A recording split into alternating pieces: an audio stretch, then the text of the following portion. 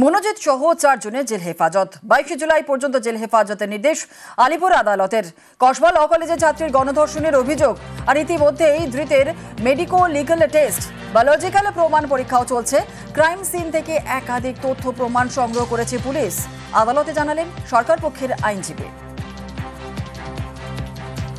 Judicial custody prayer করেছি কসবা কেসে। অ্যাকিউজডের lawyer নিয়ে একটা বেল প্রেয়ার করেছিলেন এবং উনি চেষ্টা করছিলেন যে দোষ নেই সিকিউরিটি গার্ডের, he is one of the prime accused, এটা আমরা বলেছি। সমস্ত ইলেকট্রনিক এভিডেন্স যেগুলো আমরা গ্যাদার করেছি সেগুলো বিভিন্ন ফরেন্সিক ল্যাবে পাঠানো হয়েছে, সেই রিপোর্টগুলো পেন্ডিং আছে এবং এই রিপোর্ট যতক্ষণ না আসছে ততক্ষণ পর্যন্ত জেসি প্রেয়ার করেছি। এরপরে যখন ফাইনাল রিপোর্ট আমরা পাবো তখন আমাদের হয়তো আবার পুলিশ কাস্টডি লাগতে পারে।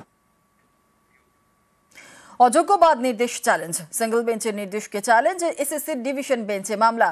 এসএসসি ও রাজ্যের মামলা গ্রহণ বিচারপতি সৌমেন সেনের বেঞ্চের। আজ মামলার শুনানির সম্ভাবনা রয়েছে। সুপ্রিম কোর্ট কি বলেছিল? সুপ্রিম কোর্ট বলেছিল যে 2016 সালের রিক্রুটমেন্ট প্রসেস সেটাকেই ফ্রেশ সিলেকশন করতে হবে ডিক্লেয়ার্ড ভ্যাকেন্সি। সেই ডিক্লেয়ার্ড ভ্যাকেন্সিতে 2016 সালের রিক্রুটমেন্ট রুল অনুযায়ী এজ রিল্যাক্সেশন দিয়ে তাদের ওই 2016 সালের পার্টিসিপেটেড সমস্ত ক্যান্ডিডেটদের পার্টিসিপেট করে তাদের মধ্যেই যদি যাদের ওই নিয়োগ প্রক্রিয়াটি থাকে এবং একইভাবে নাম্বার ডিভিশন থাকে, সেটা আমরা চাইছি।